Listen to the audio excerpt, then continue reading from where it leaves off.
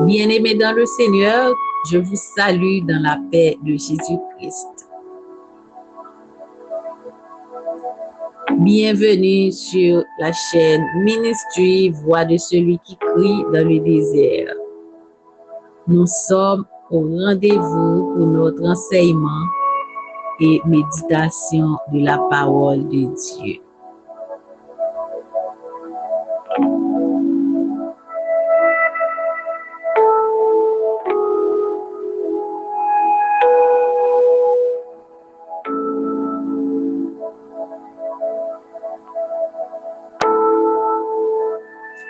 Aujourd'hui, nous allons voir une vérité puissante qui nous rassure dans les temps difficiles.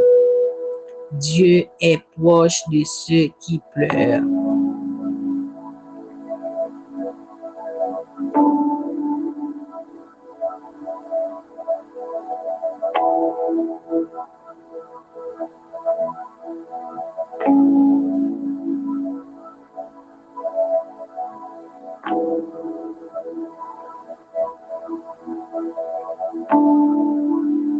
Prions ensemble.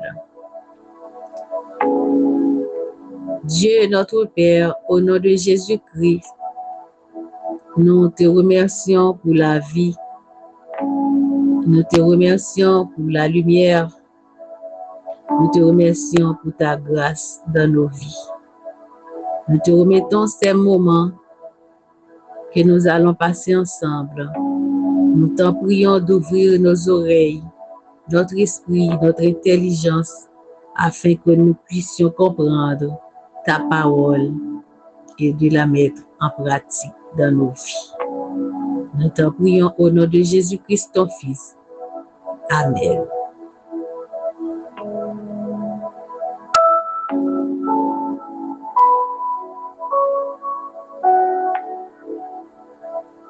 Dieu est proche de ceux qui pleurent.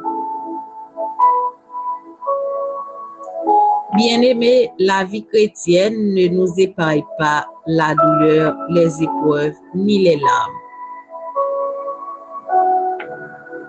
Qui n'a jamais pleuré seul en pensant que personne ne comprenait sa douleur? La Bible nous rappelle que Dieu ne reste pas indifférent, mais il est présent, compatissant et il console. Dieu est présent dans nos larmes. Dans Psaume 34, verset 18, Dieu, la parole nous dit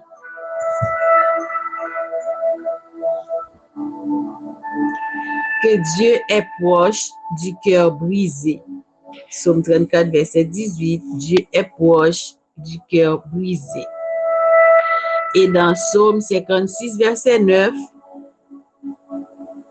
il a dit, tu as compté mes allées et venues, tu as recueilli mes larmes dans ton outre. Donc, bien-aimé, Dieu garde chaque larme, rien n'est perdu devant lui. Rien n'est perdu devant notre Dieu qui nous aime et qui nous a bénis, qui nous a gardés.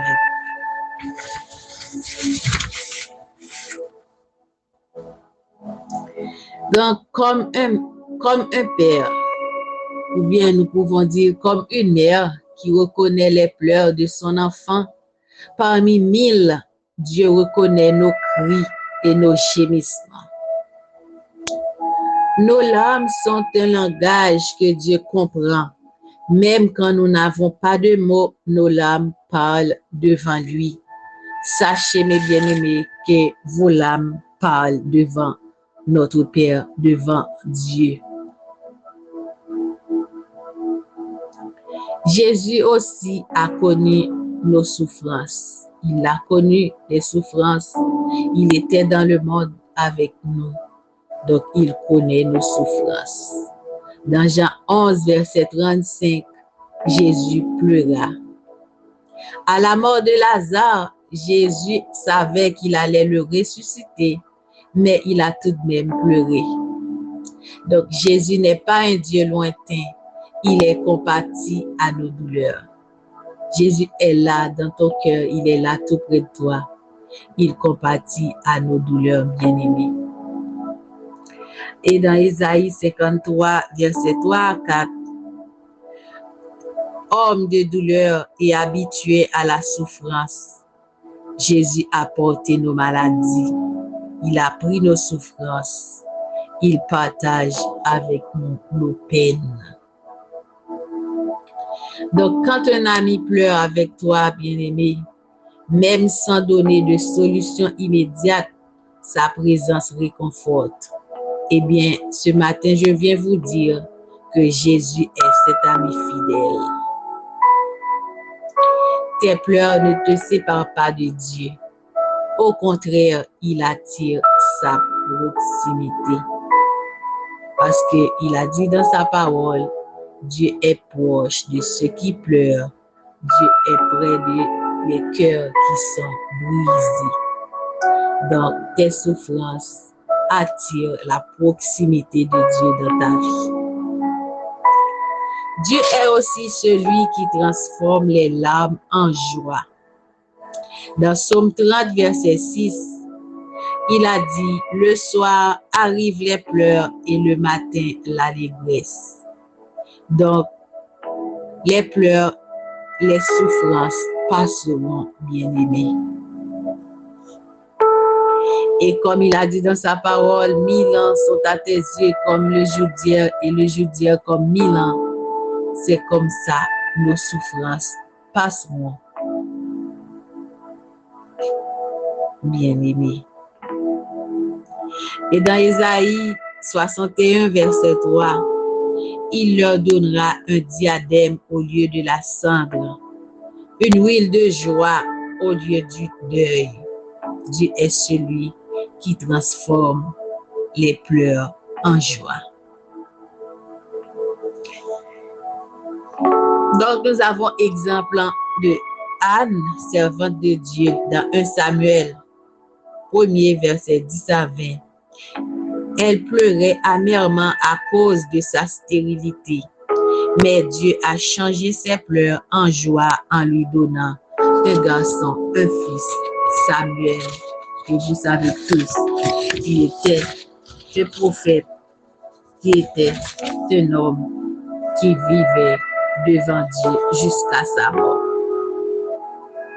Les larmes sont comme des semences. Dans Psaume 126, verset 5, ceux qui sèment avec larmes moissonneront avec chant d'allégresse. Donc les larmes sont aussi comme des semences. Donc vous allez récolter des chants d'allégresse lorsque vous semez avec des larmes. Tes pleurs aujourd'hui préparent ton témoignage de demain, mes bien-aimés. Les pleurs d'aujourd'hui préparent les témoignages de demain. Dieu change le deuil en danse et les larmes en victoire. Oui, notre Dieu, notre Père, au nom de Jésus-Christ, est celui qui change le deuil en danse et les larmes en victoire. Donc les pleurs ne sont pas un signe de faiblesse. Croyez en Dieu, croyez en Jésus-Christ. Les pleurs ne sont pas un signe de faiblesse, mais une preuve que ton cœur a besoin de Dieu. Une preuve que ton cœur a besoin de ton Créateur. Chaque larme versée devant lui est une graine de joie future, bien-aimé. Chaque larme que vous versez devant Dieu est une graine de joie future. Donc, vous pouvez répéter, je ne suis pas seul dans mes pleurs. Dieu est là, il est proche et il me console. Je ne suis pas seul dans mes pleurs. Dieu est là, il est proche de moi et il me console. Donc, nous allons prier. Nous allons prier pour un cœur qui est brisé ce matin. Nous allons prier avec une personne qui pleure ce matin.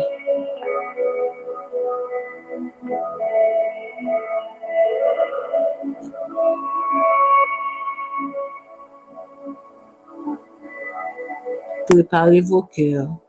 Nous allons invoquer notre Père.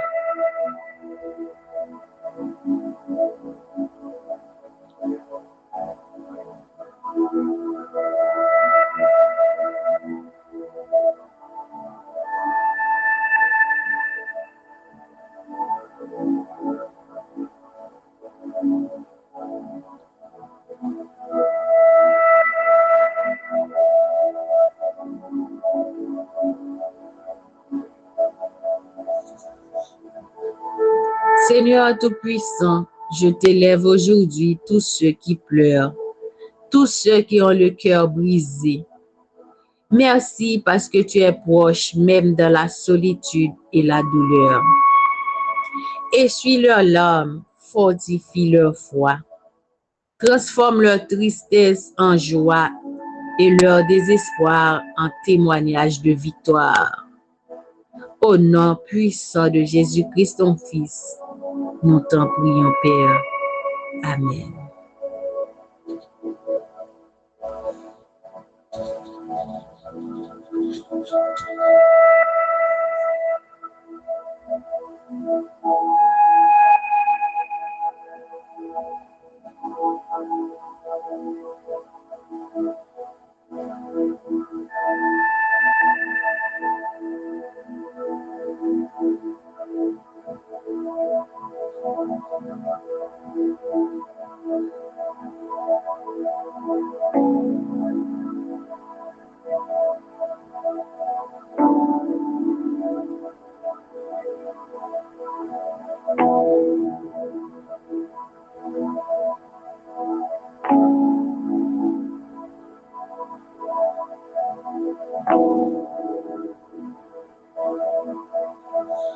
Rappelez-vous, mes bien-aimés, que les pleurs ne sont pas un signe de faiblesse, mais une preuve que ton cœur a besoin de ton Créateur. Et chaque larme versée devant lui est une graine de joie future. Notre Dieu est tout près de ceux qui ont le cœur brisé, de ceux qui pleurent. Soyez bénis, soyez consolés. Vous avez été bénis. Abonnez à cette chaîne pour plus de prières, enseignements, adoration.